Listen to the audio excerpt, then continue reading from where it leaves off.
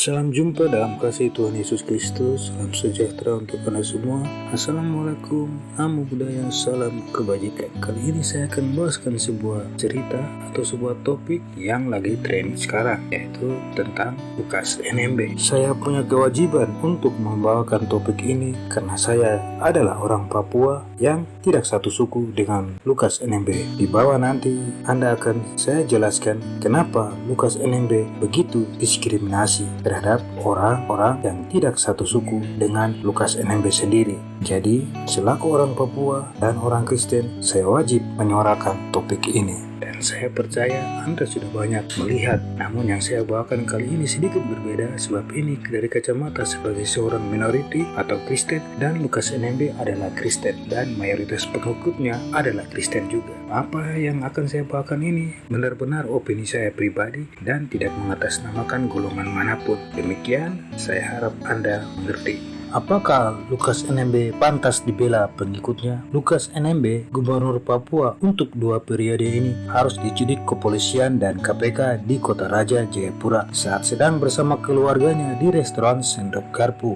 Lukas diduga korupsi dana puluhan bahkan ratusan miliar, bahkan mungkin sampai triliun. Dan yang paling kurang ajarnya adalah dana-dana infrastruktur, dana PON 2020, dan dana bantuan lainnya seperti dana otsus atau otonomi khusus Papua. Sudah jelas Lukas NMB ini adalah koruptor. Kenapa masih dibela oleh pengikutnya? Pengikut Lukas NMB ini adalah masyarakat daerah pegunungan yang disuapi dana korupsi si Lukas NMB ini. Jadi mereka ini adalah anjing-anjing penjaga Lukas NMB. Bagi orang Indonesia Melayu menganggap semua orang Papua sama. Namun di masa pemerintahan Lukas NMB terdapat diskriminasi yang nyata. Semua jajaran dari daerah sampai ke pusat pemerintahan provinsi Papua, kepala-kepala daerah diisi orang-orang gunung, orang-orangnya Lukas NMB, suku Dani atau sukunya Lukas NMB. Sedangkan orang suku lain seperti suku Jayapura, seperti suku Engros, Tobati, Sentani, Nafri, juga suku Biak, Napi, juga suku Amarai, Serui, Manokwari, Mandacan, Ayamaru, Sorong, dan Asmat Merauke terpinggirkan. Orang-orang yang tidak kompeten, mohon maaf, SDM mereka sangat rendah, bahkan tidak bisa berbahasa Indonesia yang baik seperti Lukas NMB sendiri. Diangkat dan ditempatkan di pos-pos yang strategis. Tidak ada pembangunan selama pemerintahan Lukas NMB. Tidak ada pembangunan nyata selama pemerintahan Lukas NMB, terutama infrastruktur, sebab dana-dana infrastruktur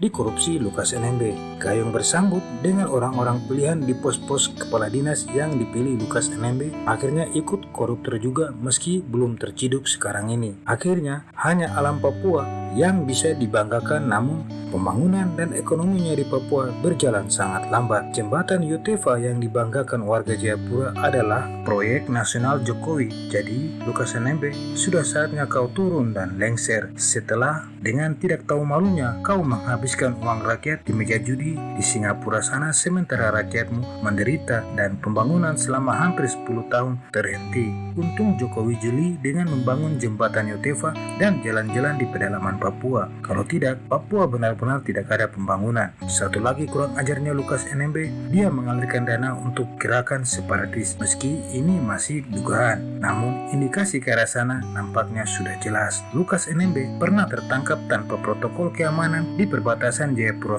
dengan Papua New Guinea atau PNG. Alasan Lukas NMB adalah untuk berobat ke PNG sana. Buat apa kau berobat ke PNG, wahai Lukas NMB, dan tanpa pengamanan dan pengawalan? Wong tingkat sosial, ekonomi, dan keamanan Jayapura dan Papua jauh lebih baik dari PNG. Begitu juga kesehatan dan medis. Padahal Lukas NMB ini sering ke Singapura, Jakarta, bahkan ke Kalimantan untuk berobat. Apa yang dilakukan Lukas NMB selaku seorang gubernur yang terafiliasi dengan gerakan separatis tidak dapat diterima. Bahkan dalam Injil sendiri pun tidak mengamini dan dilanggar oleh Lukas. Tetapi juga bukan saja Lukas, tetapi mereka juga yang tergabung dalam gerakan separatis maupun yang mendukung gerakan separatis. Kenapa begitu? Sebab firman Tuhan berkata dalam Roma 3 ayat 1-7, tiap-tiap orang harus takluk kepada pemerintah yang di atasnya, sebab tidak ada pemerintah yang tidak berasal dari Allah, dan pemerintah-pemerintah yang ada ditetapkan oleh Allah. Sebab itu, barang siapa melawan pemerintah, ia melawan ketetapan Allah, dan siapa yang melakukannya akan mendatangkan hukuman atas dirinya. Sebab jika seorang berbuat baik, ia tidak usah takut kepada pemerintah, hanya jika ia berbuat jahat. Maukah kamu hidup tanpa rasa takut terhadap pemerintah? Perbuatlah apa yang baik dan kamu akan beroleh pujian daripadanya, karena pemerintah adalah hamba Allah untuk kebaikanmu. Tetapi jika engkau berbuat jahat, takutlah kepada dia, karena tidak percuma pemerintah menyandang pedang. Pemerintah adalah hamba Allah untuk membalaskan murka Allah atas mereka yang berbuat jahat. Sebab itu perlu kita menaklukkan diri, bukan saja karena kemurkaan Allah, tetapi juga oleh karena suara hati kita. Itulah juga sebabnya maka kamu membayar pajak, karena mereka yang mengurus hal ini adalah pelayan-pelayan Allah.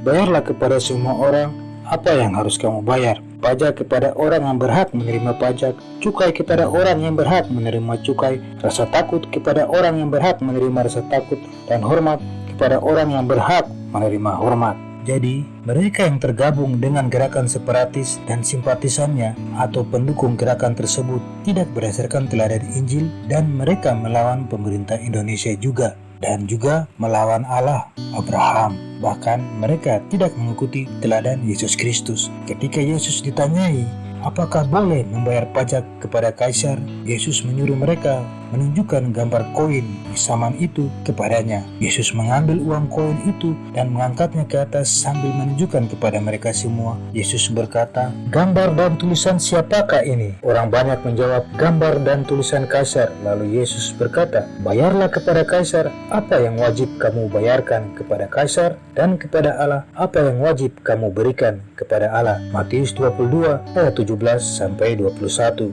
Jadi Rasul Paulus dan Yesus Kristus mengajarkan kepatuhan kepada pemerintah. Buat mereka yang mendukung gerakan separatis, apalagi seorang gubernur, tidak dapat diterima. Lukas NMB banyak memberi bantuan kepada gereja, namun itu adalah dana korupsi, uang haram. Kalaupun bukan uang haram, yang dibantu Lukas NMB, yang di gereja-gereja yang dibantu Lukas NMB adalah gereja orang gunung, atau pendetanya orang gunung, atau jemaatnya mayoritas orang gunung, suku Dani, sukunya Lukas NMB. Jadi Lukas NMB tidak mencerminkan ajaran kasih Yesus Kristus tanpa memandang muka. Lukas NMB masih pilih kasih. Lagi pula Yesus berkata dalam Matius 12 ayat 7, "Yang kukehendaki adalah belas kasihan, bukan persembahan." Itu kata Yesus Kristus. Lukas NMB tidak memiliki belas kasihan terhadap warganya Papua seluruhnya, bukan sukunya saja, dengan melakukan korupsi